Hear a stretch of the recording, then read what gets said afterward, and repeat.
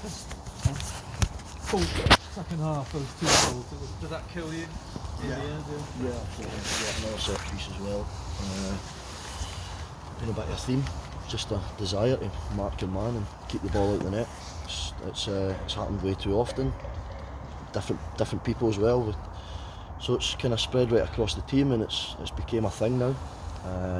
And then to go and concede another one so soon after, which again we've done time and time again this year.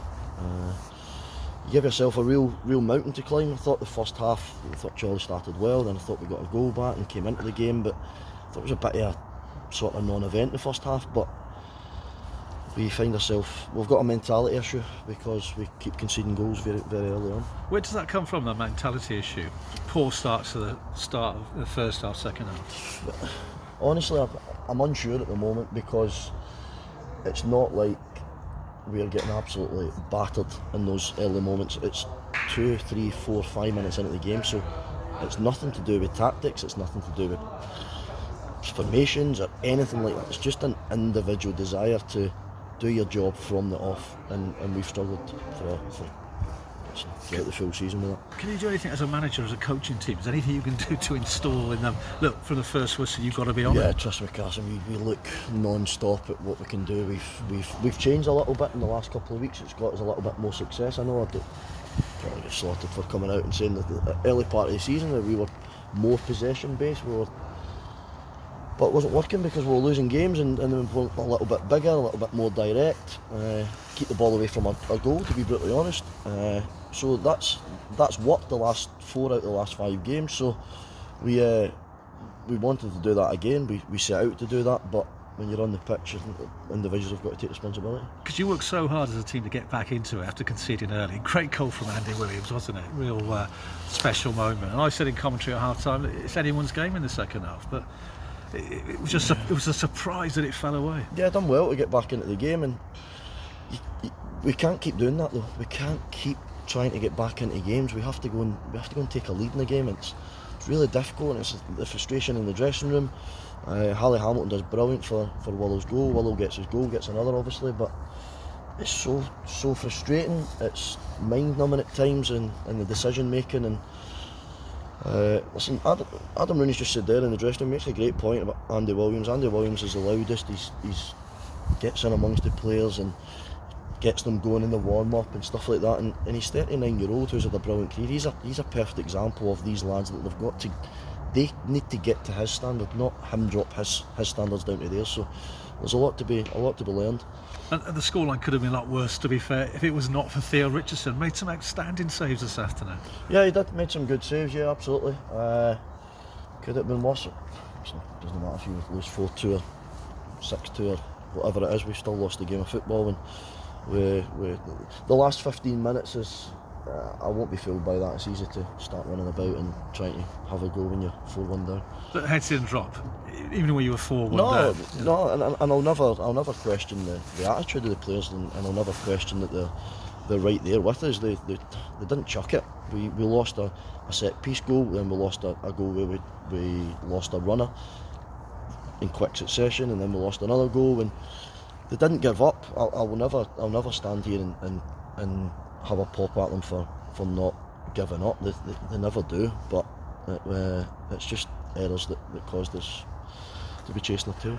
We thought it might have been the turning point, coming into this 4 games unbeaten. It wasn't to be today. Was that not the confidence a little bit going into this huge game now against Kidderminster, which is so important to the Hereford fans, of course? Well, we'll soon find out. That's the truth of it. We turning a corner and losing a game that can happen. You can't turn the corner. How big's the corner? Do you go and everyone think you then go on 10, 11, 12 unbeaten run? It doesn't happen that way. We've lost the game. We're disappointed with it. We're disappointed with the manner of it. We've got to pick ourselves back up, because, as you said, we've got a big game coming up against a team in the division that's expected to be right up there. You went over and applauded the fans at the end. That was a terrific turnout, wasn't it? 100 odd fans made this long trip. What's the feeling you get from them? Oh, disappointing. Listen, I'm not deaf. I can hear it. I can hear everything they're saying and everything they're shouting and everything they're singing throughout the game. And that's this role. It's a lonely role. It's tough. That is this role.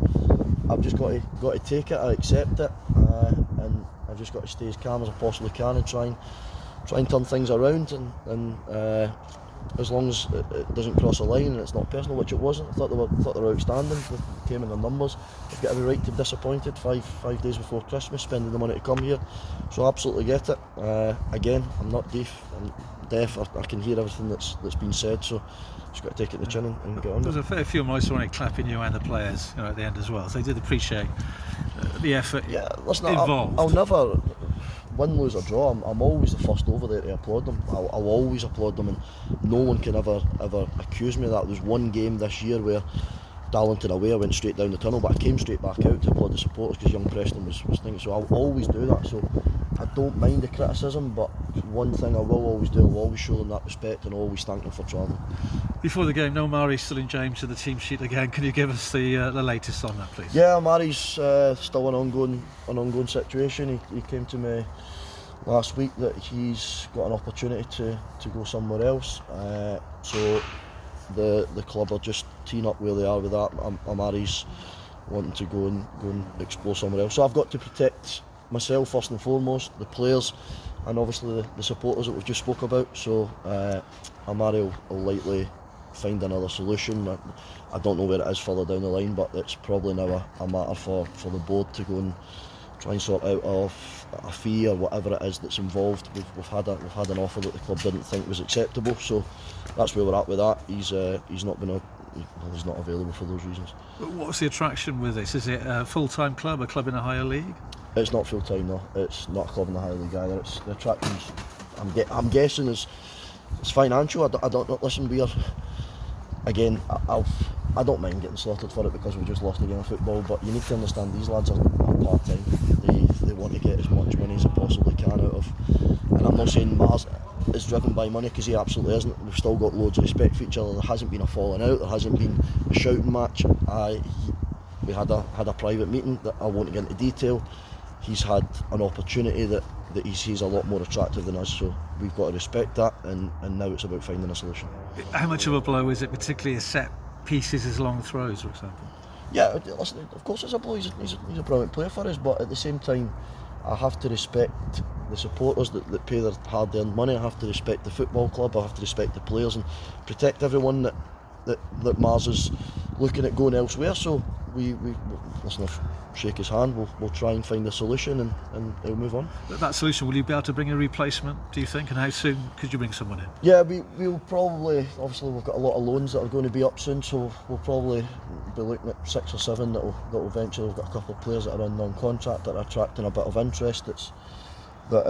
From full-time clubs, we've got a couple of players that are on loan that we won't be able to extend. So there'll be a bit of a shift. There's probably going to be 6, 7 bodies probably moving out in the next couple of weeks, which isn't ideal. However, it's the situation we're in. It's something that I can't do anything about, the club can't do anything about, so there doesn't need to be any criticism thrown at the board or anything like that. It's just, that's where we're at as a football club.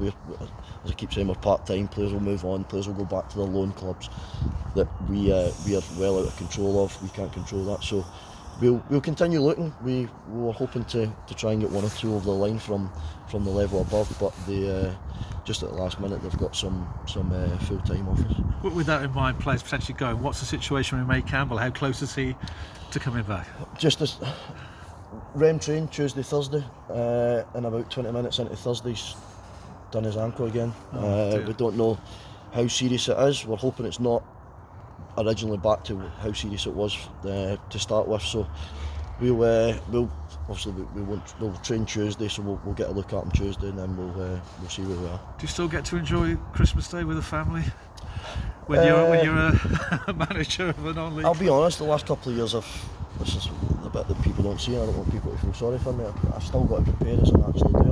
I'll be in Hereford on Christmas night preparing for the kiddie game, and my family will come down thereafter, so yeah, I won't take it home. It's something I've never done as a player. It's not my family's fault that things aren't great at the moment. So when I go home, I'm a father of 2 kids and a husband. So I've got to remain that, and everything else I'll try and fix as quickly as I possibly can. I'm sure our listeners like to wish you a Merry Christmas anyway. But thanks very much, Paul. Hard line today. Cheers. Thank you. Cheers. Thank you.